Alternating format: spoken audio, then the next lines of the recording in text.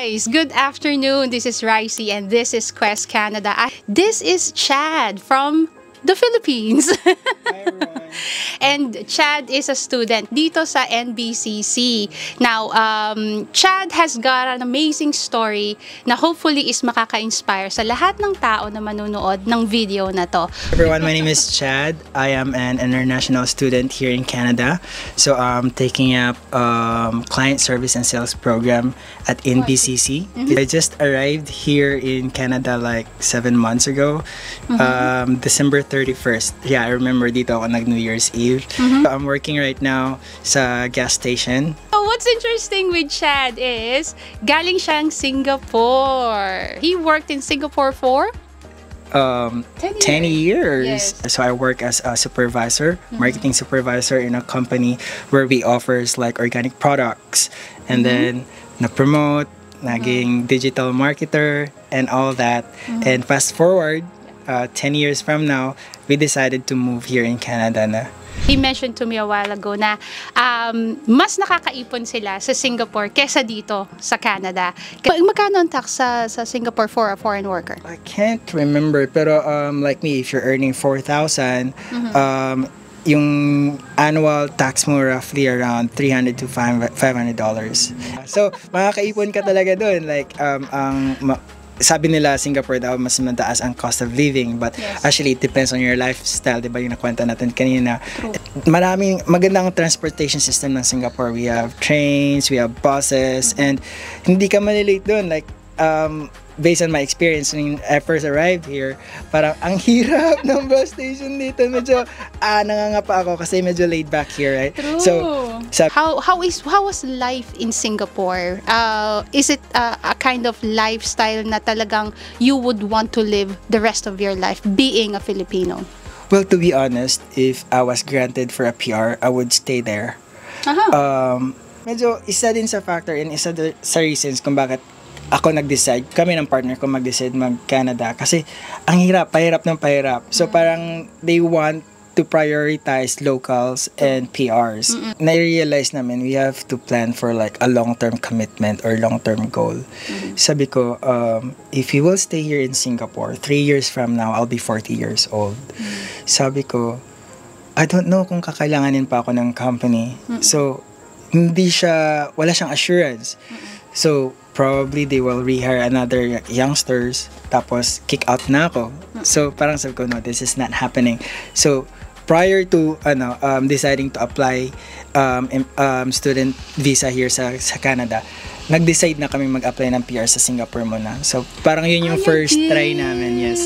And so yung partner ko, he tried like 3 times. Hindi talaga siya na-approve. So sabi ko, sige, we'll try it one more time. It's my first time and then it is 4th time. And nauna kong na-receive, wala talaga, hindi na-approve, sabi ko. And the bad thing about it is, hindi kayo binibigyan ng reason kung bakit kayo na-refuse. Kaya napaka-tricky, okay? Ang gagawin mo lang, gather ka lang ulit ng documents mo, tapos, alam mo yun, so, habang tumatagal, di mo alam kung ma-approve ka. Baka mamaya, hindi na kaya ng age requirement. Before you know it, nag-waste ka ng time, nag-waste ka ng money, nag-waste ka ng effort, and all resources you have. Yun. Parang na-realize namin, kasi alam mo naman, ang Canada, medyo parang embrace nila yung mga LGBTQ. And, well, my partner is actually same-sex. So, right now, I think what I want to know from you is the comparison ng lifestyle between New Brunswick and Singapore. To be honest, sobrang iba. Kasi comparing Singapore to Canada or New Brunswick specifically, medyo laid back dito. Like coming from Singapore, which is very fast-paced country, busy people, parang trabaho dito, trabaho doon. What would you say sa mga tao na gustong pumunta dito pero walang enough amount of money yet? Well, I have to be honest. You have to reassess yourself. Kasi kung wala kang pera and you don't have enough means para pumunta sa Canada, siguro pag-isipan mo muna. Kasi it's not hindi siya madaling planuhin lang. Hindi siya yung parang madali lang pumunta ng Canada. Kasi pag wala kang pera, mahirapan ka kasi mag-aaral ka. You have to consider, you have to pay for your tuition and other expenses and all that. When it comes to future plans, I guess, you have a 1-year program, correct? Yes. That means meron kang 1-year PGWP. Correct. Ano yung mga plans nyo? What are the PR pathways you think and you believe are suitable for you para doon sa PGWP na meron ka, pasok ka na, wala kang worries? Maraming pathway ngayon ang New Brunswick. True! Nakakaloka, ang dami talaga! Atlantic immigration. Not only for New Brunswick, right? Like Atlantic provinces. As a whole. Sabi ko, sa New Brunswick pa, meron pa silang Student Connect, meron silang Employment Connect, which is napanood ko sa previous vlogs mo. Subscriber kasi ako. Sabi, chipin mo subscriber. Kaya mag-subscribe na. Tapos ngayon, andito na ako. So, yun, sabi ko, siguro ang pinaka first priority ko is to focus on Student Connect. Kasi yun yung pathway ko. Nung dumating ako dito, I'm here as an international student. So, I realized, sabi ko, if I completed my program, I'll take PGWP. Along the way, magagather na ako ng documents and then magsasubmit na ako ng application. Well, actually, you don't have to wait for PGWP. Ngayon pa lang, dapat kompleto na yung documents mo. Tapos, the moment you have your PGWP, the next day, ayan na, apply ka na.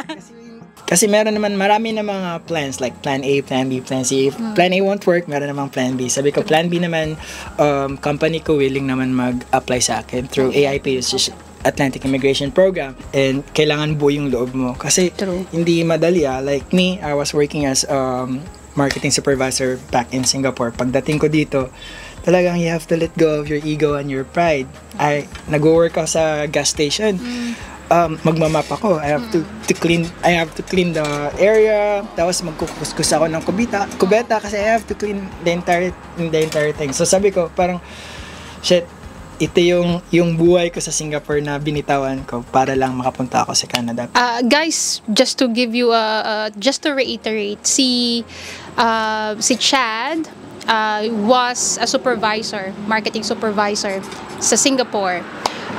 And he was there for 10 years. He had a good life, maayos yung kanyang pamumuhay, maayos ang kanyang trabaho, maayos ang kanyang social circle. Nakaka-travel siya kung saan niya gustong pumunta. And yung realization at yung motivation na ang buhay, it's more than just kung ano yung ngayon, kung ano yung kinikita ngayon. Paano na 10 years from now, 5 years from now, kung hindi ka na able magtrabaho physically, ano nang mangyayari? Kasi yun na nga, nag-try silang mag-PR sa Singapore pero 4 na beses silang na-refuse. So, sa lahat ng mga taga-Singapore, lahat ng mga taga-Dubai even, or Middle East, you have to consider those din. Kasi ako, very same. Yun din yung motivation ko. Kaya ako nag-decide pumunta dito. After being a supervisor sa Singapore, nagpunta siya dito. Right now, naglilinis siya ng shop, ng gas station, naglilinis ng CR. Pero okay lang yun. Kasi simula yun eh. Ganun talaga. You have to start somewhere.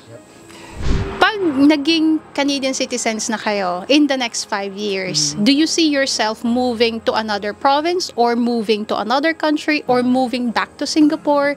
What does life look like to you in the next 5 years? That's a very good question. Actually, we already planned this with my partner. Then sabi ko, medyo nag-adjust pa kasi kami ngayon eh. Parang, from fast-paced, busy, tapos biglang laid back. Sabi ko, let's try, baka na-enjoy. Sa ngayon, na-enjoy naman namin. Pero, if ever na maging citizen kami ng partner ko, siguro 5-6 years from now, probably we'll move to another province. We're like aiming Alberta.